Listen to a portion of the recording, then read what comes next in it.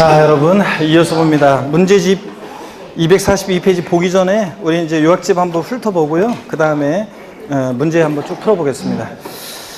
어떤 곳은 그냥 그 문제로만 쭉 풀어주면서, 제가 지난번에 말씀드렸듯이 문제로만 풀어주면서 문제로만 그냥 해설하고, 관련해서 해설하고 그냥 이렇게 넘어가는 곳이 있어요.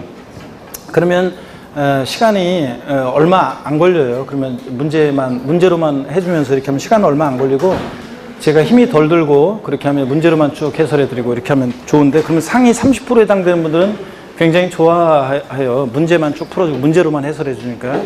근데 그렇게 하면은 나머지 한 50% 정도 되는 분들이, 특히 50% 정도 되는 분들이 절반은 적응을 안 하시더라고요. 적응을 못 하시더라고요. 그래가지고 여러분들 다시 한번 힘들더라도 이렇게 요약집을 한번 훑어보고, 공부했던 거 쭉 한번 다시 훑어보고 문제 풀고 이런 식으로 반복 학습을 하도록 하겠습니다.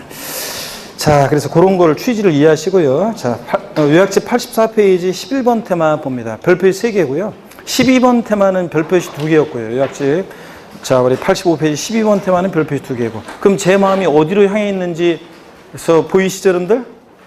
아니, 11번 테마는 별표시 3개 하고 1세대 2주택 비과세 특례는, 그 다음에 12번 테마는 별표시 보기한 특례는 2개 하시고, 그러면 제 마음이 어디로 향해 있는지 자, 보인다고 그랬잖아요. 자, 출제 어디서 위주로 되는지. 11번 봅니다. 그래서 1세대 2주택 비과세 특례, 주택이 2개인데도 1주택 양도로 보는 특례요. 1번 거주 이전을 목적으로 한 일시적 2주택은, 자, 우리가 아까 봤습니다. 신주택 취득일로부터 종전주택 몇 년 내? 3년 양도해야 되는데, 단 종전주택 취득 후 1년 후에 대체주택을 취득하는 경우에 한해서 그렇습니다. 종전주택 사고 6개월 있다가 또 하나 샀을 때 이건 안 돼요. 또 화살표 보니까 수도권 소재 법인 또는 공공기관의 지방 이전에 따른 일시적 2주택은 몇 년 내 양도해야 한다? 이거는 신주택 취득일로부터 종전주택 5년 내 양도해야 합니다. 이거는 내 의지로 내려가는 게 아니니까 넉넉하게 시간 주고요. 5년 내 양도고. 이 경우 종전주택 취득 후 1년 후에 대체주택 취득했어야 한다는 요건 적용하지 않습니다. 악용의 소지가 없잖아요. 자, 그 다음에 2번 직계존속 중 60세 미만의 자와 양친 모두 60세 이상일 것을 요하지 않습니다. 한 사람만 60세 이상이면 되고, 배우자의 직계존속 포함, 장인어른 장모님 모시고 사는 거 포함해서요. 동거봉양으로 인한 1세대 주택은 학가일로부터 몇 년 내? 10년 내 양도. 올해 아까도 봤습니다. 5년 내 양도했다가 10년 내 양도로 바뀌었고, 3번 혼인으로 인한 1세대 주택은 혼인한 날로부터 몇 년이요? 5년 내 양도라는 거. 이거는 안 바뀌었고, 4번부터는 이제 상속받은 주택 특례요. 상속받은 주택, 가로 안에 조합원 입주권을 상속받아 상업시행 완료 후 취득한 신축주택 포함해서요. 으로 인한 1세대 주택의 경우는 몇 년 내 양도한다 제한이 없는데, 다만 아까도 봤다시피 문제에서 어느 때 먼저 양도해? 일반 주택이요. 상속 개시 당시 보유한 그 주택, 또는 상속 개시 당시 보유한 조합원 입주권에 의하여 사업시행 완료 후 취득한 신축주택만 해당합니다. 하여튼 일반 주택을 먼저 양도해야지, 상속받은 주택 먼저 양도하면 과세라는 거 항상 주의하고, 어느 때를 먼저 양도하느냐. 5번 문화재 주택 특례도 등록 문화재 주택이 하나가 있고 일반 주택이 있을 때 몇 년 내 양도한다 제한이 없는데, 어느 때를 먼저 양도해야 돼? 일반 주택을 먼저 양도할 때 1세대 양도를 보고. 농어촌 소재 주택 특례는 제가 좀 더 설명을 드려보도록 하겠습니다. 여러분 여기 보세요. 농어촌에 지난 순환에도 소개해드렸던 건데, 농어촌에 소지하는 주택 특례는 농어촌에 소지하는 주택과 일반 주택이 있습니다. 자, 그랬을 때, 그래서 1세대 주택인데 어느 때를 먼저 양도한다고 그랬습니까, 여러분? 일반 주택. 이것을 먼저 양도할 때, 자, 1세대 1주택 양도로 본다고 그랬습니다. 1세대 1주택 양도로. 주택이 2개지만 그런 거지. 이거 농어촌 소재주택을 요것을 만약에 먼저 양도했다. 자, 그러면 농어촌 소재주택을 요것을 먼저 양도하면 과세고요. 먼저 양도하면 이건 이제 과세입니다. 1세대 2주택 양도가 되는 거고요. 자, 그랬을 때 농어촌에 소지하는 상속주택이요. 무슨 얘기냐? 자, 돌아가신 분이 5년 이상 거주했던, 돌아가신 분이, 그것까지 여러분들이 외울 건 아니지만 한번 보세요. 피상속인이 5년 이상 거주했던 농어촌 소재하는 주택을 상속받아서 내가 일반 주택이 있었는데 1세대 2주택이 됐을 때, 역시 어느 때 먼저 양도해야 돼? 요 일반 주택을 먼저 양도할 때 1세대 양도로 보는 거고요. 그 다음에 농어촌을 떠나려는 이농인이 농사 지으면서 5년 이상 거주했던 이농주택이 있습니다. 5년 이상 거주했던 농사 지으면서. 근데 농어촌 떠나보자 이래가지고 못 살겠다. 그런 때 너마저 농어촌 떠나면 누가 농어촌 지키냐. 넌 돌아와라. 그런 의미에서 일반 주택을 양도할 때 1세대 1주택 양도를 봅니다. 또 농어촌으로 귀농하기 위해서 농어촌에 소지하는 주택을 취득합니다. 귀농하기 위해서. 자, 그랬을 때, 그래서 귀농하기 위해서 일반 주택을 양도할 때, 자, 먼저 양도할 때 1세대 양도를 보는데, 다만, 이 상속주택과 이농주택은 누군가 죽었어야 되고 5년 이상 농사 짓고 있었어야 되니까 악용의 소지가 없어서 이것은 양도 시기 몇 년 내 양도해야 한다 제한이 없어요. 자, 몇 년 양도한다 제한이 없어. 근데 이 귀농주택은 악용의 소지가 많기 때문에 요 가액 요건도 있고 또 면적 요건도 있고 또 농사 짓겠다고 내려가면서 텃밭 조금 읽으면서 농사 짓는다 이러면 안 되니까 1000제곱미터 이상의 농지도 있어야 되고 어쩌고 막 그런 요건들이 쫙 있습니다. 악용의 소지가 많아서. 그러면서 이건 또 악용의 소지가 있기 때문에 양도시기 제한했어요. 귀농주택 취득일로부터 취득일로부터 요거는 5년 내 자, 일반 주택을 양도해야 됩니다. 그래서 5년 내 일반 주택 양도. 그럴 때 자, 비과세 받을 수 있습니다. 그러니까 귀농주택만 양도시기 제한했습니다. 귀농주택 취득일로부터 몇 년 내 양도해야 한다? 5년 내 양도해야 한다는 거. 자, 그래서 일반 주택을 양도해야 합니다. 자, 이런 제한이 있다. 요거만 좀 다른 자세한 요건 필요 없고 요 정도만 여러분이 농어촌 소유주택과 일반주택, 농어촌에 소지하는 상속주택, 이농주택은 양도시기 제한 없고 일반주택 양도할 때 1세부터 양도를 보고 또 근데 귀농주택은 농어촌 소지하는 귀농주택은 악용의 소지가 많기 때문에 귀농주택 취득일로부터 일반주택을 몇 년 내? 5년 내 양도할 때 1세부터 양도를 본다. 이런 것들 주의합니다. 자, 그래서 자세히 농어촌 주택 설명드렸고요. 7번 수도권 밖에 소지하는 주택 특례는 아까 설명드렸죠. 취약이나 질병, 요양, 근무상해병 같은 부득이한 사유로 지방에 소지하는 자 주택을 취득했습니다. 그럴 때는 그 부득이한 사유가 해소된 날부터 몇 년에 이거는 3년 내 어느 털 먼저 양도해야 돼? 일반 주택을 먼저 양도할 때 1세부터 양도를 보고 수도권 밖에 소지하는 주택 양도는 과세입니다. 8번 장기 임대주택 외 거주택 1개를 소유한 경우에 비과세 특례. 이거는 이제 가정 어린이집 주택 추가해서 제가 종업표 나눠드렸죠? 추가해서 적어놓으라고 했는데 똑같습니다. 장기 임대주택과 또 아니면 이렇게 가정 어린이집 주택도 똑같은 구조인데요. 그 밖에 일반 주택을 국내에 소유한 1세대가 다음의 요건을 모두 충족하는 해당 1주택, 거주택을 양도할 때 국내에 1개 주택을 소유하는 것으로 봐서 비과세 관한 규정을 적용합니다. 자, 그럴 때 특이하게도 조정 대상 지역이 아닌데도 얘는 거주 기간이 몇 년 이상인데 동그라미 1번 2년 이상이어야 한다는 거. 이 경우에도 다만 이 경우에도 2년 이상 보유해야 한다. 가로 내용은 신경 쓰지 마세요. 장기 임대주택이 여러 채 있을 때 얘기인데 신경 쓰지 마시고 하여튼 거주기간 몇 년? 2년 이상이어야 한다는 거. 양도는 이제 장기 임대주택을 임대주택법에 따라 임대주택으로 등록하여 임대하고 있을 것. 그리고 9번 해가지고 하나 추가하라고 그랬었죠? 그래서 세대원이 5년 이상 운영한 가정 어린이집과 그 밖에 일반주택이 있을 때 이거 어느 주택을 먼저 양도해야 돼? 일반주택을 양도할 때, 즉 거주주택을 먼저 양도할 때 1세부터 양도를 본다는 거. 자, 그 얘기 주의하시고요. 그 표에는 이제 그 보시면 다 정리해드렸고 그 표에 보니까 맨 마지막에다가 사실은 장기 임대주택 제가 여기서는 보니까 그 중간에다가 집어넣으라고 했던 것 같은데 정오표에는 제가 원래는 여기 장기 임대주택이 있으면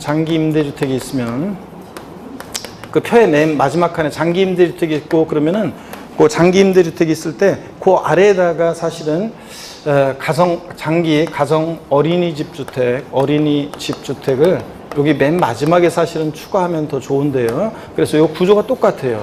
자, 구조가 자, 요거 양도시기 제한 없고 그러면서 그 요거 어느 주택을 먼저 양도해야 되느냐? 거주주택을 먼저 양도해야 되고 거주주택을 그리고 거주주택 먼저 양도해야 되고 그 다음에 이제 요거 몇 년 거주? 2년 거주 이렇게 돼 있잖아요. 2년 거주 돼 있는데 여기 똑같이 이것도 2년 거주예요. 이렇게 맨 마지막에 돼 있으면 좋은데요. 이렇게 하여튼 가정 어린이집 장기 임대주택 아래에다가 가정 어린이집 주택도 똑같아요. 이 주택에 소개는 없는데 비과세상 주택은 거주택이고 몇 년 거주해야 한다? 2년 거주해야 한다. 그 맨 마지막에다 똑같이 이렇게 해놓으면 되겠습니다. 올해 자 추가된 내용이죠. 중간에 지금 최근에 가정 어린이집 주택 특례가 추가가 됐습니다. 그 다음에 12번 테마로 갑니다. 12번 표 여러분들이 쭉 읽어보시고요. 자, 그 다음에 85페이지 12번 테마 봅니다. 보유기간 특례 별표에 2개인데 1세대 1주택이라는 전자에서 2년 미만 보였는데도 비과세 받을 수 있는 특례입니다. 1번에 임대주택 특례, 아까 문제도 봤었어요. 임대주택을 취득하여 양도하는 경우로서 당해 건설 임대주택의 임차일로부터 당해 주택의 양도일까지, 취득일로부터 양도일까지 이렇게 바꿀 수도 있어요. 취득일로부터 양도일까지가 아니라 임차일로부터 양도일까지. 자, 거주기간 중에 세대 전원이 거주한 기간이 몇 년이요? 5년 이상일 때요. 2년 미만 보여도 비과세. 요거는 이런 거라고 그랬습니다. 건설 임대주택이 있는데, 자, 아까도 문제도 나왔었지만, 건설 임대주택이 있는데, 여기에 처음부터 임대주택으로 건설된 건설 임대주택이고, 1세대 1주택이라는 전자에서요. 자, 건설 임대주택을 요 시점에 내가 임차해서 거주하기 시작했어요. 그랬는데 나중에 살 수 있는 자격이 생겨서 임대주택을 살 수 있는 자격이 생겨서 얼마 있다가 팔아요. 그래서 요거 이제 가끔가다 수강생분들 중에 임대주택과 관련해서 이거 물어보는 분이 계셔요. 자, 그래서 물어보는 계시는데 실무에서도 그렇고 이제 물어보시는데 건설 임대주택 임차해서 거주하다가 나중에 살 수 있는 자격이 생겨서 샀어요. 얼마 있다 팔아요. 자, 보유기간은 취득일로부터 양도일까지로 하니까 보유기간이 2년 미만이에요. 자, 그랬는데도 비과세 받을 수 있다는 건데, 자, 2년 미만 보였는데도 그러려면 건설 임대주택의 임차일로부터, 취득일이 아니라 임차일로부터 양도일까지 세대 전원이 거주한 거주 기간이 몇 년이요? 요거 5년 이상일 때, 거주기간 5년 이상일 때, 자, 이거 건설 임대주택이요. 2년 미만 보였어도 비과세 받을 수 있다는 얘기입니다, 이거. 자, 그런 구조고. 그 다음에 2번 봅니다. 1세대 1주택이 수용을 당했다? 당연히 보유한 거주한 관계없이 보다 비과세입니다. 내 의지로 보유하게 된 거 아니잖아요. 팔게 된 거 아니잖아요. 그런데 다만 주택 및 부수토지 일부만 수용된 경우에 잔존 부분은 수용일로 몇 년 내? 5년 내 양도한 경우에 비과세된다. 자, 요거 또 5년 내인데 아까 요약집에는 없었지만 주거이주를 목적으로 한 일시적 이주택에서 요 종전주택이 일부 수용의 경우에 남게 된 경우도 몇 년 내 양도한다? 5년 내. 하여튼 일부 수용의 경우에 남게 된 잔존 부분은 옛날에는 3년, 5년 달랐었는데 지금 헷갈리지 말라고 다 몇 년으로? 5년 내 양도로 통일됐다는 거. 자, 그런 거 주의합니다. 아까 그 귀농주택도 요거 몇 년 내 양도한다? 5년 내 양도고요. 자, 그 다음에 3번 봅니다. 해외 이민으로 세대전을 출국하는 경우, 또 4번 1년 이상 취약이나 근무상 형편으로 해외 거주하기 위해서 세대전을 출국하는 경우, 하여튼 해외 나가는 것은 요거 2년 미만 부에 대한 정당한 사유가 있다고 봐서 출국일 현재 1주택이고 출국일도 몇 년 내? 2년 내 양도한 경우에 요거 비과세입니다. 그래서 자, 시험에 재작년에도 나왔었지만 항상 제가 요거 사례 나오면 해외 이민 같은 거 나오면 출국일로부터 2년 내 양도했는지를 꼭 확인하라고 그랬습니다. 5번, 이건 수없이 우리가 실생활에서 많이 또 이것도 벌어집니다. 1년 이상 거주하던 주택이지, 보유하던 주택 아닙니다. 취약이나, 그러니까 유치원, 초등학교, 중학교는 안 되고, 고등학교 이상의 학교 취약. 고등학교부터 마음대로 못 옮기잖아요. 고등학교 이상의 학교 취약. 1년 이상의 질병의 요양, 근무상 형편, 새로운 직장의 취업이나 또 아니면 직장 옮기는 거 다 포함합니다. 다만, 상업상 형편은 부득이한 사유를 인정한다, 안 한다? 안 한다는 거 옛날 시험에 나왔었고요. 자, 이런 부득이한 사유로 다른 시군으로 세대 전원이 주거를 이전할 때요. 물론 부득이한 사유에는 학교 폭력으로 인한 이전도 포함합니다. 자, 그런데 요거 6개월 거주하던 주택인데 근무상 형편으로 양도하고 다른 시군으로 주거를 이전한다. 비과세 받을 수 있다, 없다? 없습니다. 반드시 1년 이상 거주했던 주택일 때, 자, 2년 미만 보였어도. 그래서 서울특별시 광명시래 제가 경기도 광명시에 왜 서울특별시 광명시 되고 싶죠? 서울특별시 광명구. 자, 어떤 간에 그렇게 했으면 좋겠단 말이죠, 여러분들. 어떤 간에 그럼 집값 더 올라갈까봐. 자, 봅니다, 여러분. 하여튼 만약 예를 들어서 경기도 광명시에 있는 1세대 1주택인데 요거 1년 6개월 보유, 10개월 거주하던 주택이다. 그럼 비과세 받을 수 있어요, 없어요? 없습니다. 근데 1년 6개월 보유했는데 1세 주택이 근데 이게 만약에 1년 거주했던 주택이다. 그러면 2년 미만 보유했어도 취약이나 질병, 근무상형편 같은 사유로 인천광역시로, 대전광역시로 주거를 이전한다. 세대 전원이. 그럼 비과세 받을 수 있다, 없다? 있다. 이런 것들. 자, 그 다음에 보유기간 계산 봅니다. 일반적인 경우에 우리 2년 보유기간은 취득일로부터 양도일까지로 계산합니다. 근데 2번 보유기간을 계산함에 있어서 보유하는 중에 소실독의 노동으로 인해서 멸실돼서 재건축한 주택의 경우에는 그 멸실된 주택과 그 다시 이제 집 지었죠? 재건축한 주택의 기간을 통산합니다. 2년 보유기간 따질 때. 근데 이때 재건축 공사 기간은 통산하지 않습니다. 악용 소리가 있어서.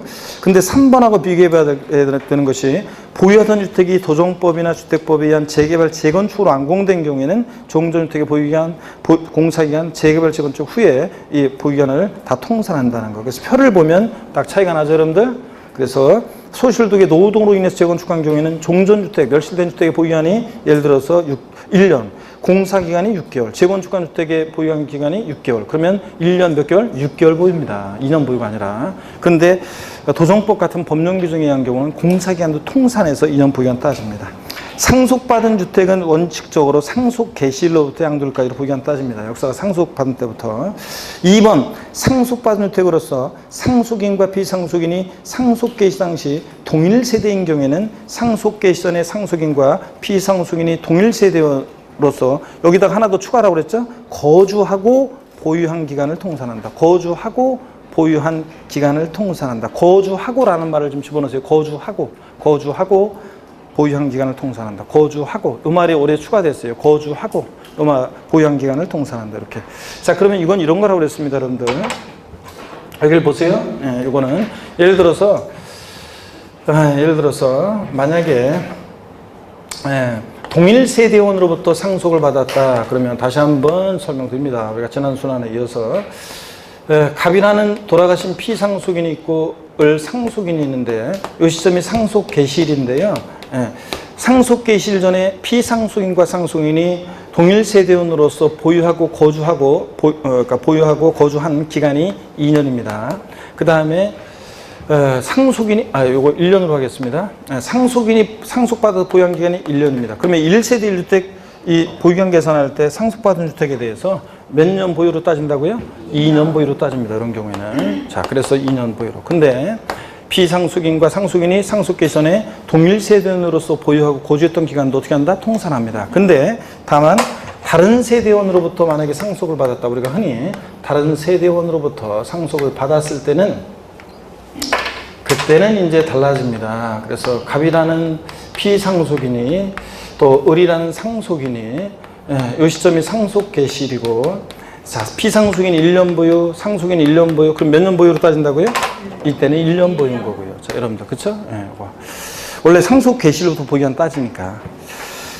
5번, 비거주자가 해당 주택을 3년 이상 계속해서 보유하고 그 주택에서 거주한 상태로 거주하러 전환됐을 때는 몇 년 보유해야 한다고 그랬어요? 아까? 3년 보유요. 그럴 때 그 3년 보유기간 따질 때 거주기간 및 보유기간을 통산해서 3년 보유기간을 따집니다. 여러분, 이런 거 한번 보시고요. 넘어갑니다. 그래서 이렇게 해서 우리가 비과세 관한 거 좀 봤고요.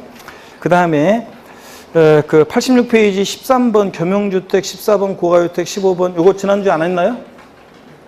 예? 자, 지난주에 문제 안 풀었나요, 우리가? 예, 일단 이따가 보겠습니다. 그러면 자, 지난주에 안 한 것 같기도 하고 자, 문제 일단 풀어봅니다. 문제집 242페이지 문제집 242페이지 문제집 242페이지 48번 문제 한번 봅니다. 문제집 242페이지 48번 문제요. 보겠습니다.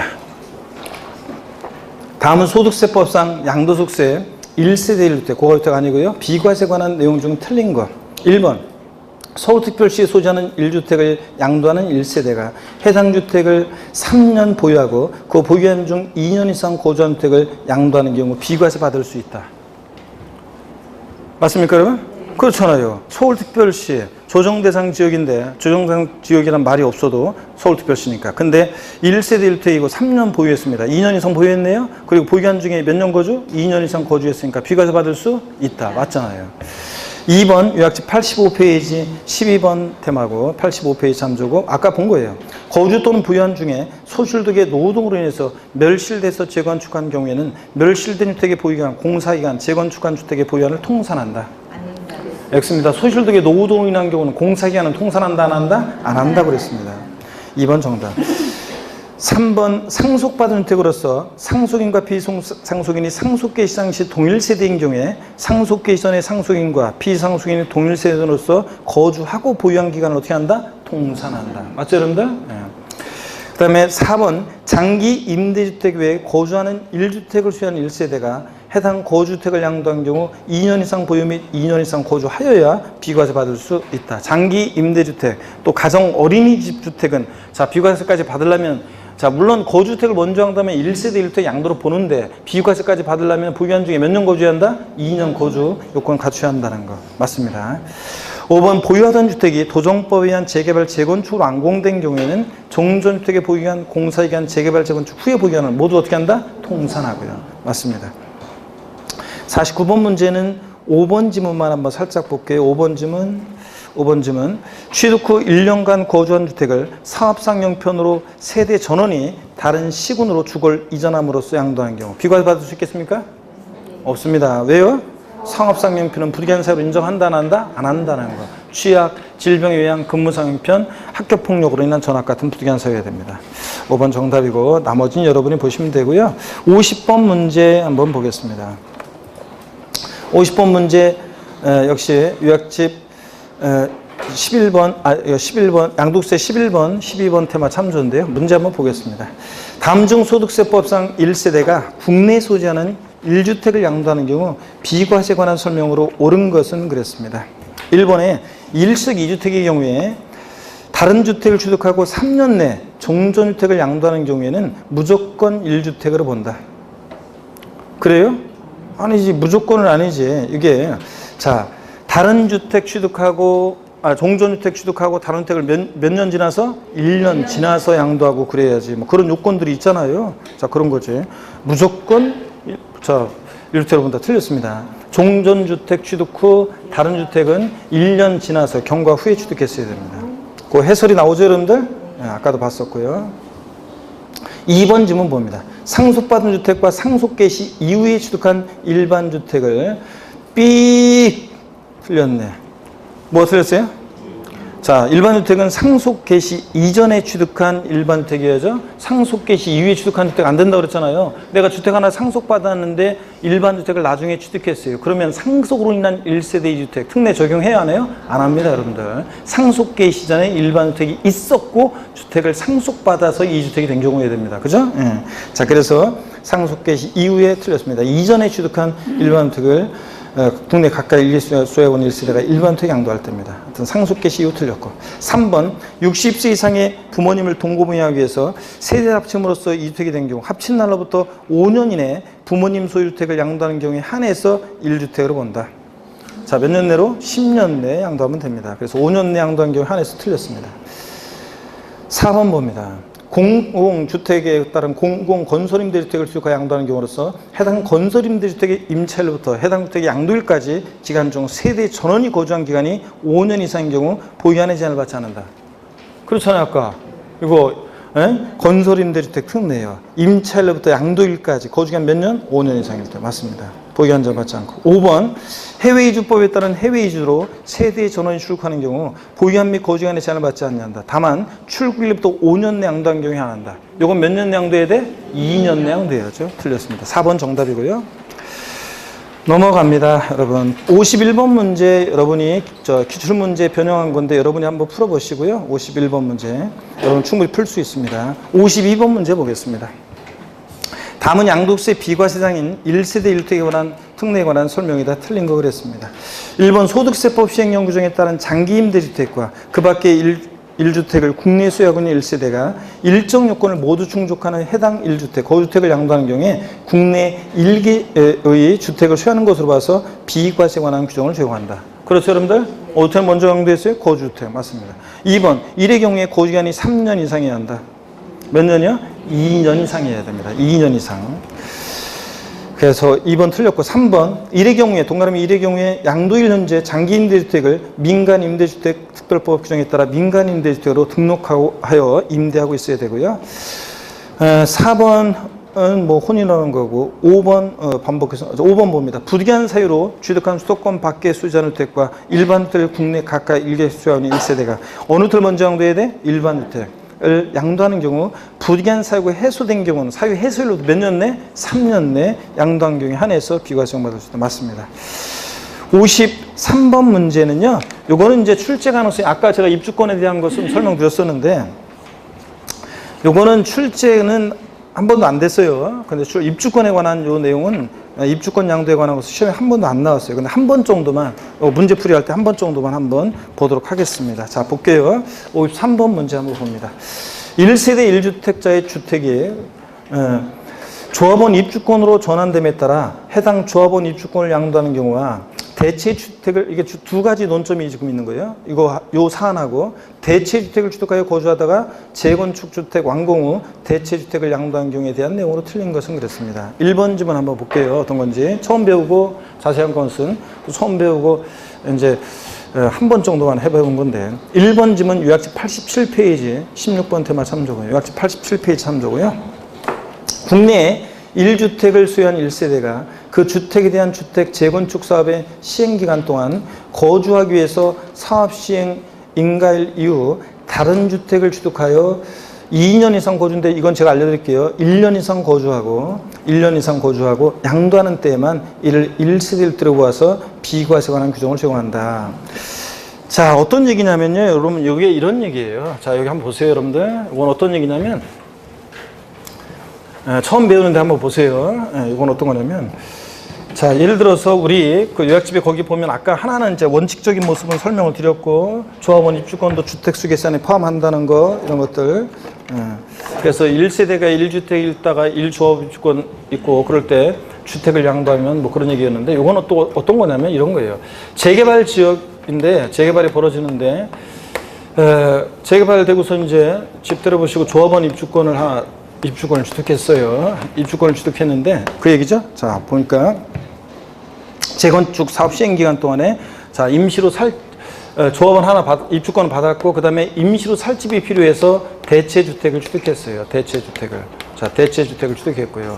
자, 그랬다가 이거 임시로 살 집이잖아요. 재개발 공사 기간 동안에만. 그랬다가 공사가 완공되면 이거 팔고 일로 신주택으로 이사 갈 거 아니에요. 새로운 집으로. 자, 그랬을 때 얘기입니다. 그랬을 때 이건 임시로 살 집이 전제됐기 때문에 이 대체주택을 1조합원 입주권이 있고 대체주택이 있는데 이 대체주택을 양도했는데도 자, 요거 몇 주택 양도로? 1세대 1주택 양도로 보고요. 그 다음에 요거 2년 미만 보유했어도 보유기간 관계없이 이거 비과세 받을 수 있습니다. 자, 그런 얘기입니다. 요 대체주택 양도했을 때. 근데 한번 보세요.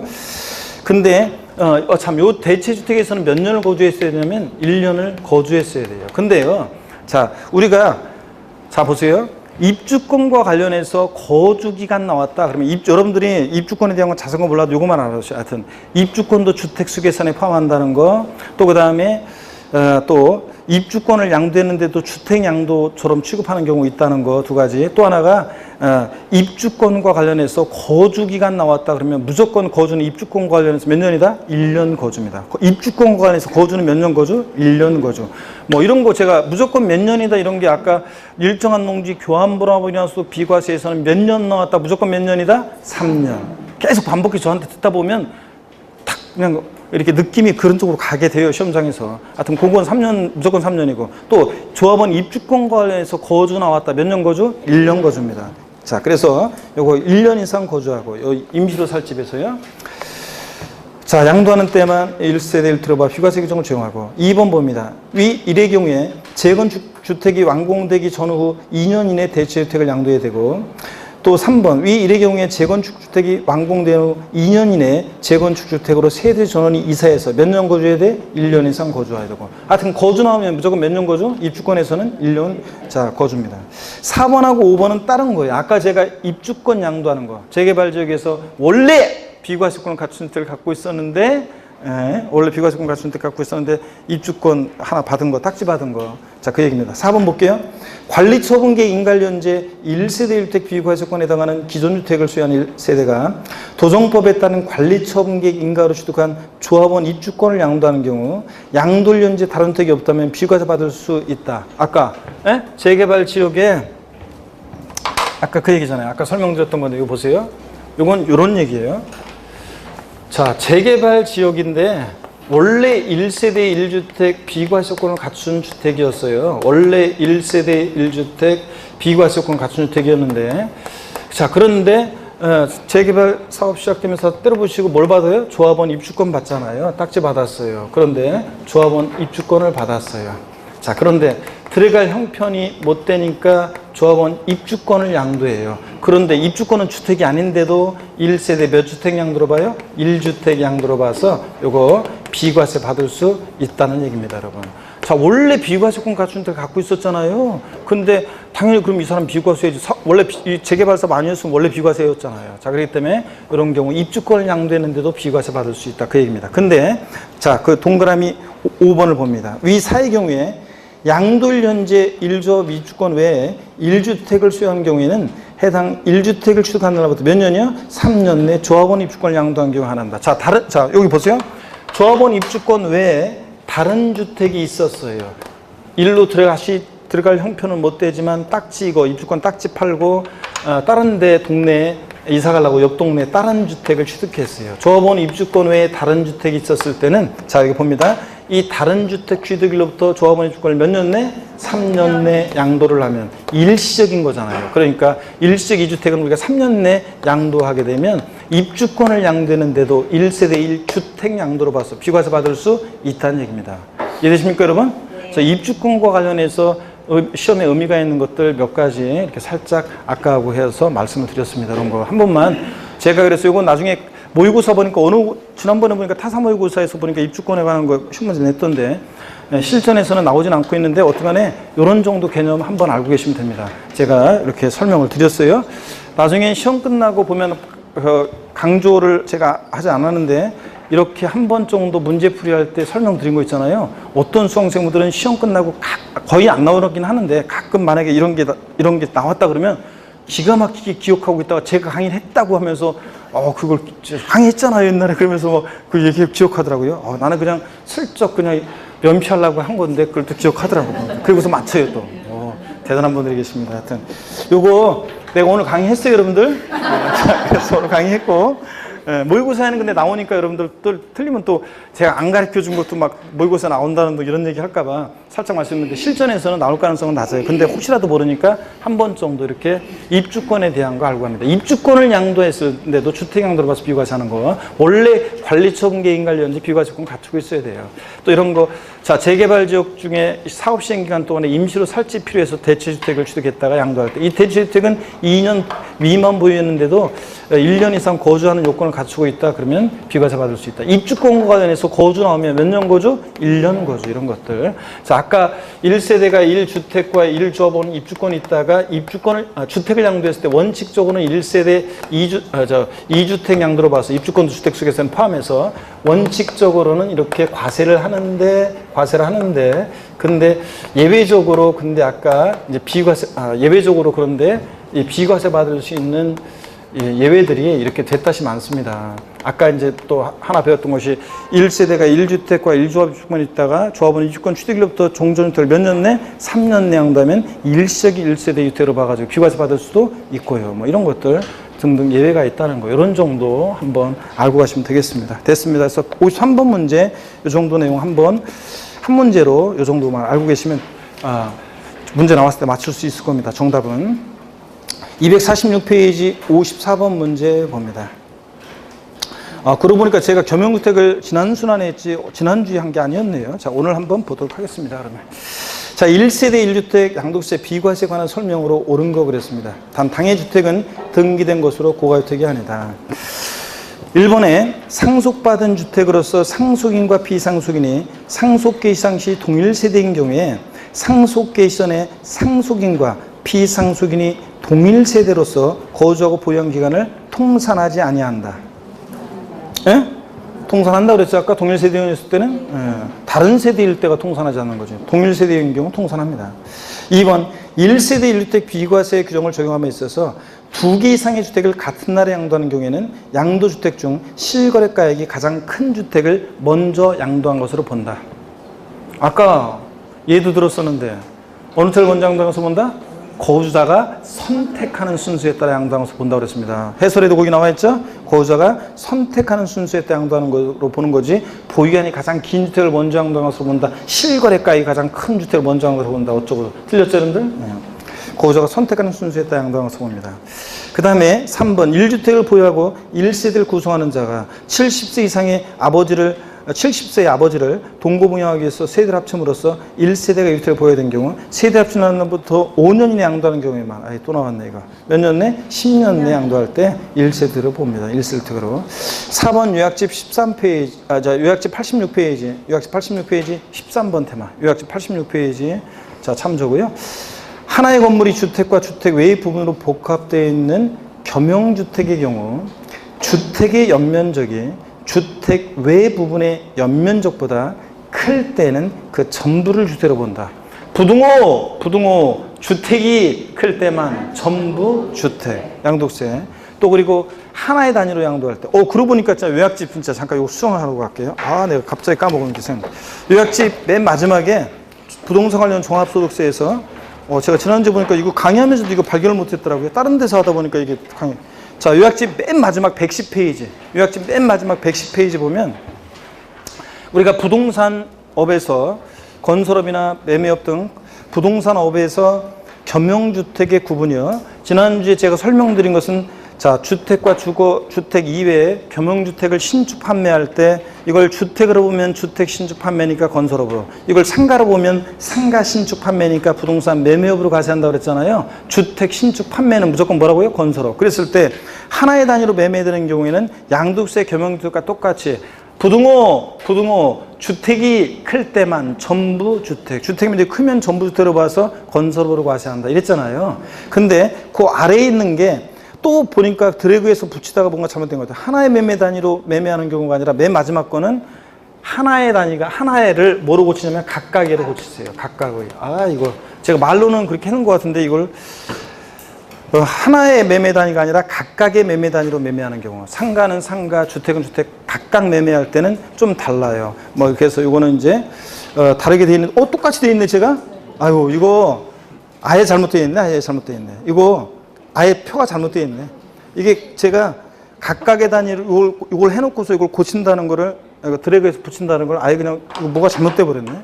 아예 그냥 각각의 이거는 이거 아래 거는 그냥 지워버리세요. 똑같은 거니까. 각각의 매매 단위도 있는데 그거 몰라도 돼요. 주택 면적의 상가 면적이 주택 면적의 10% 안 될 때, 10% 넘을 때 이렇게 돼 있는 건데 보니까 아예 잘못되어 있네 오늘. 내가 왜 지난주에 강의할 때 이거 발견을 못했지? 아이고 참네.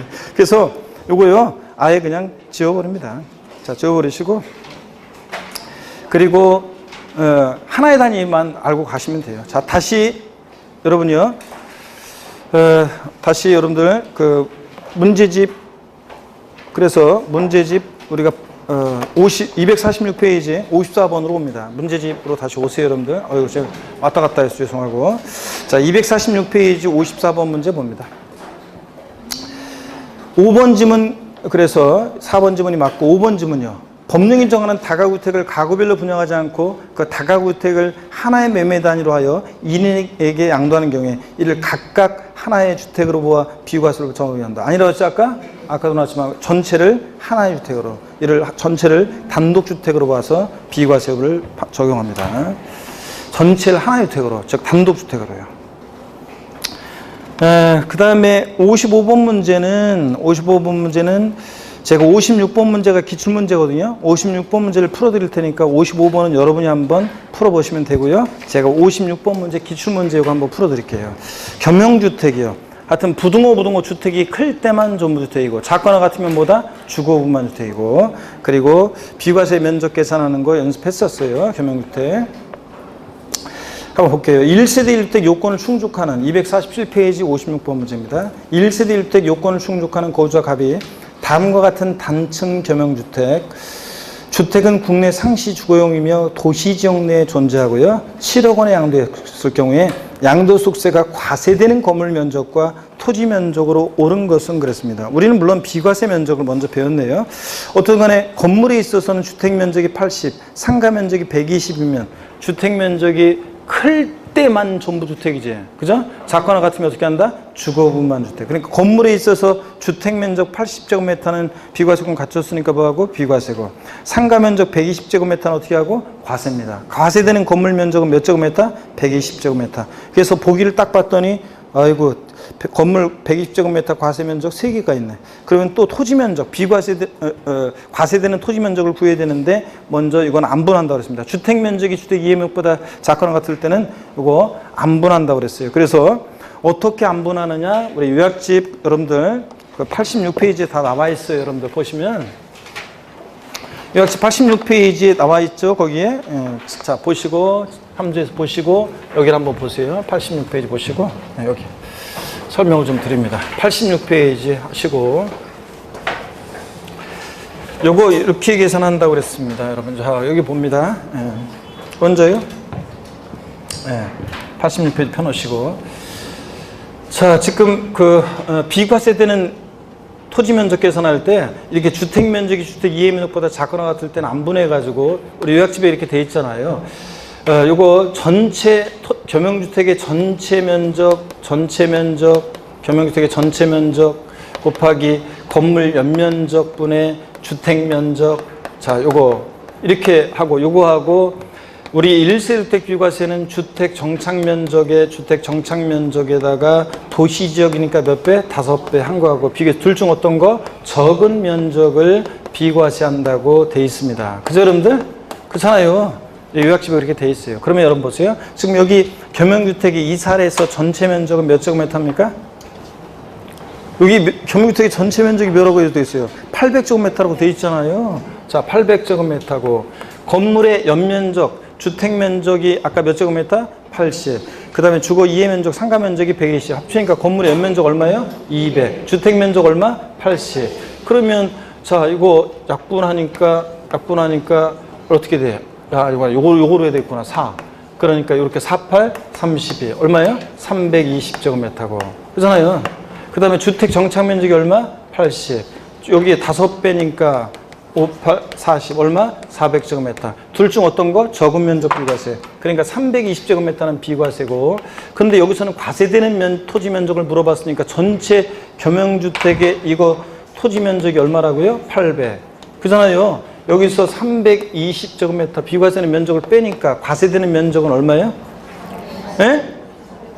400 얼마? 80제곱미터. 이게 이제 과세되는 면적입니다, 여러분. 이렇게 구하는 거예요. 안 분하는 거. 이게 옛날 시험에 한번 나왔고 이게 재작년인가 나왔기 때문에 또 나오진 않을 겁니다. 그래서 또 29회 시험에 나올 가능성은 낮고요. 어떤 건 이렇게 한다는 거. 자, 또 주택 면적이 과세되는 면적인지 비과세 면적인지 잡아야 돼요. 여기서는 이제 과세되는 건물 면적과 토지 면적인데, 하여튼 주택 면적이 클 때만 전무주택이지 작거나 같으면 주거분만 주택이니까 주거 면적은 비과세, 상가 면적은 건물 과세, 그리고 비과세되는 토지 면적은 이렇게 안분 계산한 거하고 비교해서, 자, 주택 정착면 5배, 도시역은 5배, 도시역밖은 10배 이거 한 거하고 건물의 전체 면적, 겸용주택에 여기다가 곱하기 건물의 연면적분의 주택 면적 이거 안 분한 거하고 비교해서 적은 면적 비과세고, 과세는 면적이니까 전체 겸용주택의 토지 면적에서 비과세 면적 빼니까 480제곱미터가 보다 과세된다. 이런 거 됐습니까, 여러분? 한 번만 해보고 그냥 넘어가시면 됩니다. 이해하시고. 그래서 여러분들이 55번 문제는 여러분이 한번 풀어보세요. 55번 문제는 주택 면적이 클 때예요. 응용력을 발휘해서 여러분이 이건 나중에 풀어보세요. 주택 면적이 크니까 건물에 있어서는 자, 비과세 면적은 전체니까 과세되는 면적은 건물은 있어요, 없어요? 없어요. 뭐 이런 건데 여러분이 한번 풀어봅니다. 전부주택일 때. 248페이지 넘어갑니다. 57번 문제 별표시합니다. 자, 248페이지 57번 문제 별표시 하시고요. 봅니다. 다음은 소득세법상 양도소득세가 비과세되는 1세대 1주택에 관한 내용이 다 틀린 것은 그랬습니다. 먼저요, 일본의 1세대가 양도일 현재 국내 1주택, 조정대상 지역 내 소주택 아니고요, 2년 이상 보유하고 양도하는 경우 원칙적으로 양도세 어떻게 한다? 비과세된다. 2번, 양도당 시 실거래가액이 9억 원을 초과한 주택은 비과세권을 충족하더라도 9억 초과 부분에 대해서는 비과세를 어떻게 한다? 배제한다. 고가주택이니까. 3번, 미등기 양도재산에 대해서는 원칙적으로 비과세 관한 규정을 적용한다, 안 한다? 미등기 양도는 안 하고요. 4번, 양도일 현재 2주택이 된 경우라도 일정한 경우에는 1주택으로 보는 예외도 있기는 있습니다. 5번 비과세요건을 충족한 주택을 매매하는 거래 당사자가 매매계약서의 거래가액을 실지 거래가액과 다르게 적은 경우 비과세 관한 규정을 적용하지 않는다고 양도세 계산한 산출세액과 매매계약서에 적은 거래가액 그리고 실지 거래가액 차액 중에서 중 큰 금액을 비과세 받았거나 받을 세액에서 뺀다. 이거 허위계약서 작성 나왔다 그러면 작은 금액 요거 꼭 기억하라고 했잖아요. 그죠 여러분들? 그래서 큰 금액이 아니라 작은 금액을 비과세 받았거나 받을 세액에서 뺍니다. 그래서 58번 문제가 이제 넘어가면 요거 허위계약서 작성과 관련한 기출문제입니다. 요약집 86페이지. 자, 13번 테마인데 86페이지 한번 보겠습니다. 요약집 86페이지 보세요. 우리가 요약집 86페이지를 보시면은 쭉 한번 우리가 훑어보고 갈게요. 요약집 86페이지 보니까 13번 겸용주택. 자, 아까 말씀드렸고요. 그 다음에 아래에 있는 박스, 두 번째 박스를 보니까 1세대 1주택 비과세가 배제되는 경우 한번 봅니다.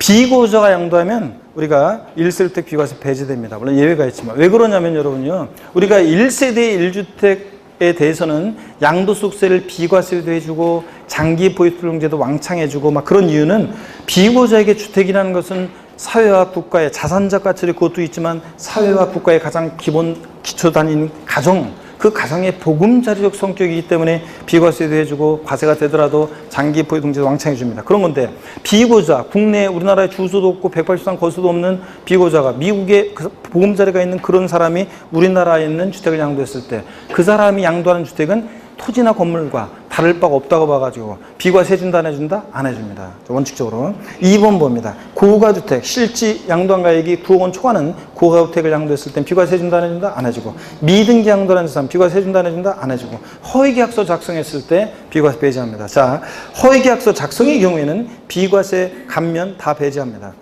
토지, 건물, 부동산에 관한 권리를 매매하는 거래 당사자가 대시 끊어야죠. 다른 건 안 되고 다른 건 안 되고 토지, 건물, 부동산에 관한 권리를 매매한 당사자가 매매계약서에 적은 거래가액을 실지 거래가액과 다르게 적었다. 업계약서나 다운계약서 썼다는 얘기죠.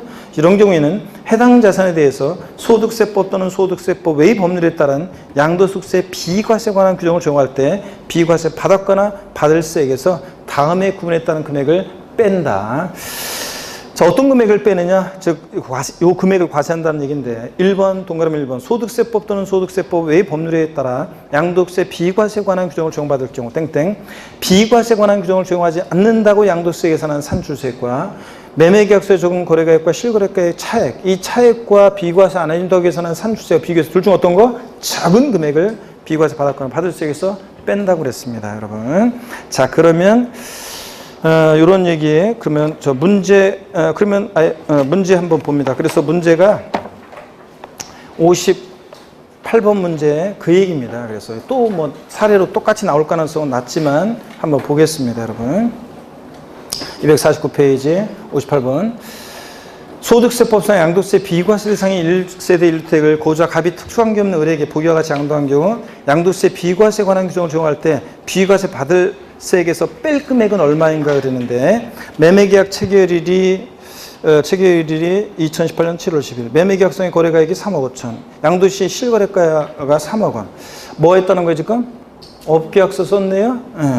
갑의 주택에 대한 양도세 비과세 관한 규정을 적용하지 않는다고 계산한 산출세 3천만 원. 그러면 이 비과세 안 해준다고 계산한 산출세가 3천만 원과 매매계약서에 적은 거래가액과 실거래가액 차액 얼마입니까? 5천만 원하고 5천과 3천만 원 비교해서 둘 중 어떤 거? 적은 금액. 그러니까 어떤 겁니까? 3천만 원을 비과세 받았거나 받을 세액에서 뺀다고 그랬습니다.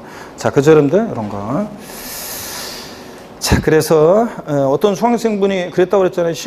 어떤 수강생이 그랬다고 그랬잖아요. 아니 이거 그 예전에 기출이 됐을 때 제가 허위계약서 작성 나오면 비과세 감면 다 배제. 그 다음에 적은 금액 요거 꼭 기억하라고 했는데 뺀다. 요거 기억하라고 했는데 어떤 수강생분이 요거 실전에서 딱 나왔을 때 그냥 그 계산 문제인 줄 알고 통과하려고 하다가 어떻게 딱 보니까 매매세 거래가액 실거래가액 딱 나오니까 허위계약서 작성이 떠올리면서 제가 했던 음성이 떠올라서 작은 금액 자 요거 떠올라가지고 딱 봤더니 3억 5천만 원, 3억 원, 3천만 원 제일 적은 거 어떤 거? 3천. 그래서 4번 딱 찍었다고 그랬잖아요. 이런 얘기 드렸고 59번 문제 봅니다. 기출문제인데요. 소득세법상 고조의 양도소득세 비과세에 관한 설명으로 옳은 거 그랬습니다. 조정 대상 지역은 고려하지 않는다. 1번 국내 1주택만을 부여하고 있는 1세대가 해외 이주로 세대 전원이 출국하는 경우 출국일로부터 3년이 되는 날 해당 주택을 양도하면 비과세 된다. 아니죠, 여러분들? 자, 몇 년 양도해야 돼? 2년 내. 해외 출국은 2년 됩니다. 2번 요약집 97페이지 참조고요. 다음 주에 볼 건데요. 요약집 97페이지 참조고 23번 테마인데 법원의 결정에 의해서 양도당 시 취득에 관한 등기가 불가능한 미등기 주택은 양도소득세 비과세가 배제되는 미등기 양도유산에 해당하지 않는다. 여러분, 내가 미등기 양도한 이유가 법률의 규정이나 법원의 결정 같은 거로 미등기 양도했어요. 그럼 불이익을 주면 돼야 안 돼요? 안 되지. 그러니까 미등기 양도유산에 해당하지 않는다. 맞습니다. 2번 정답. 3번 직장에 왜 한숨을 이렇게 훅 쉬고 그러나? 깜짝 놀랐네. 자, 뭐 별것도 아닌데. 자, 3번 직장의 변경으로 세대 전원이 다른 시로 주거를 이전하는 경우에 6개월간 거주한 1주택을 양도하면 비과세 된다. 반드시 여러분들 1년 이상 거주하던 주택에 써야 한다는 거 제가 맨날 얘기했던 거예요. 6개월 거주한 주택이니까 비과세 못 받아요. 4번 양도당 시 실지 거래가액이 10억 원. 그러면 다른 말이 없어도 실지 양도한 가액이 10억이면 얘는 뭐예요? 고가주택입니다. 1세주택 양도로 발생하는 양도액 차익 전부가 비과세 된다. 틀렸죠, 여러분들? 양도차익 전부 비과세는 게 아니라 9억 원까지는 비과세고 9억 초과액은 어떻게? 과세지. 그래서 그래서 제가 고가주택 나오면 항상 여러분 주의해야 될 것이 고가주택 나오면 항상 고가주택 나오면 아이고 다 끝났구나. 이제 주셔야 되겠구나. 일단 요것만 보고요. 고가주택 나오면 항상 여러분 1세대 1주택이고 요게 만약에 뭐 3년 6개월을 보유했고 그 다음에 요게 실지 양도한 가액이 만약에 요게 10억이다. 그러면 다른 말이 없어도 얘는 뭐라고? 고가주택이라는 비과세권을 갖춘 고가주택이라는 걸 눈치채시라고 그랬죠? 그리고 취득가액 등 기타 필요경비가 만약에 8억 원이다. 이러면 요거 실거래가액 9억 원을 기준으로 해서 9억 원까지는 고가주택이 아닙니다. 그래서 9억 원까지는 뭐 해주고? 비과세 해주고. 자, 9억 원 초과하는 게 고가주택이니까 9억 초과액은 어떻게 하고 요거 과세하고 그랬잖아요, 여러분들. 그래서 시험 문제에서 이렇게 고가주택이 나왔을 때 고가주택은 양도차익 전액에 대해서 비과세한다 땡 9억은 초과액은 과세하니까 또 양도차익 전액에 대해서 과세한다 땡이라고 그랬죠? 9억까지는 비과세니까 전액 과세도 아니라고 그랬죠? 그래서 9억까지는 비과세 주기 때문에 9억 원까지 비과세한 걸 빼기 위해서 안분 계산해서 구한다고 그랬잖아요. 그래서 이런 고가주택의 양도차익 계산해봐라 그러면 총 양도차익 그러니까 전체에 대한 일반적인 양도차익 양도가액에서 필요금비를 뺀 전체된 총 양도차익은 얼마예요? 2억 곱하기 양도가액분의 양도가액 마이너스 얼마? 9억 원. 9억을 왜 빼주냐면 9억까지는 비과세 되니까 실거래 9억 기준으로서. 그래서 요거 1이니까 2억의 10분의 1이니까 양도차익은 얼마다? 2천만 원. 이런 식으로 구한다고 그랬잖아요. 요거 좀 외워야죠. 이런 정도 식은 우리가. 자, 그 다음에 59번 문제 5번 지문 농지를 교환할 때 쌍방 토지가액의 차액이 가액의 큰 편의 3분의 1이에요? 아니고 일정한 교환 불합리한 소득 비과세는 큰 편 얼마? 4분의 1 이하일 때 비과세입니다. 자, 60번 문제 별표시합니다. 넘어가셔서 60번 문제 별표시하시고요. 60번 문제 봅니다. 별표시하시고 다음 현행 고가주택을 양도하는 경우로서 소득세법상 양도소득세 고가주택에 대한 설명 중 틀린 거 그랬습니다. 1번 양도소득세에서 고가주택이란 면적 기준에 관계없이 주택과 그에 따른 토지 양도당 시 실지거래가 합계액이 얼마요? 9억 원 초과하는 단독주택 및 공동주택을 말한다. 실거래가액 얼마? 9억 초과. 주택의 종류, 면적 기준과 관계없습니다. 2번 겸용주택을 양도하는 경우로서 주거면적이 주거 이해면적보다 큰 경우에는 건물 전체를 하나의 주택으로 보아서 고가주택의 해당 여부를 판단해야 한다. 그런다고 그랬죠? 요약집에 있습니다. 자, 이런 얘기라고 그랬어요. 겸용주택이 있는데 주거와 주거 이해 겸용주택인데 주거면적이 60제곱미터, 주거 이해 면적이 40제곱미터예요. 요약집에 있습니다. 그러면 이런 거 주택면적이 크니까 전부 주택이죠? 주택면적 크면 전부 주택이고 그랬을 때 전부 이거 주택입니다. 그러면 전부 주택으로 보니까 100제곱미터 전부 비과세할 때 예를 들어서 이게 만약에 주거면적의 가격이 6억 상가면적의 가격이 4억이에요. 그러면 이게 고가주택이냐를 여부를 판정할 때는 전부 주택으로 볼 때는 주택으로 보는 부분의 가격도 그잖아요. 전부 주택으로 보니까 주택으로 보는 부분의 가격도 포함해서 얼마요? 이거 10억. 그러니까 얘는 고가주택이 된다는 얘기입니다. 실거래가 9억 초과했으니까. 이런 얘기예요. 그 다음에 계속해서 봅니다. 5번 지문 봅니다. 아니구나. 3번 지문입니다. 1세대 1주택으로서 10년 이상 보유한 고가주택을 양도한 경우에는 장기 보유특별 공제는 보유연수의 8% 적용하죠. 장기 보유특별 공제 다음 주에도 보지만 1세대 1주택인 자 고가주택 같은 얘네들은 장기 보유특별 왕창해 줍니다. 보유연수의 8% 적용해서 10년 이상 보유하면 최대 몇 프로까지 양도세액에 80%가 적용됩니다. 4번 단독주택으로 보는 다가구택의 경우에는 전체를 하나의 주택으로 보아서 고가주택 여부를 판단하고요. 5번 1세대가 1주택인 고가주택을 양도하는 경우 양도세 비과세권을 갖추지 않은 경우에도 9억 원 초과 부분에 대해서만 자 양도세가 과세된다. 그래요? 아닙니다. 여러분 보세요. 여기 보세요. 만약에 이게 여기를 봅니다. 만약에 1세대 1주택인데 아까 고가주택이 어떤 주택이에요? 1세대 1주택인데 이게 만약에 1년 6개월 보유예요. 그러니까 2년 보유를 못했어요. 비과세권을 못 갖췄어요. 그럴 때 이 똑같은 사례에서 양도 차익은 얼마인가? 그럼 얼마예요? 이 사례에서 양도 차익 얼마냐고요?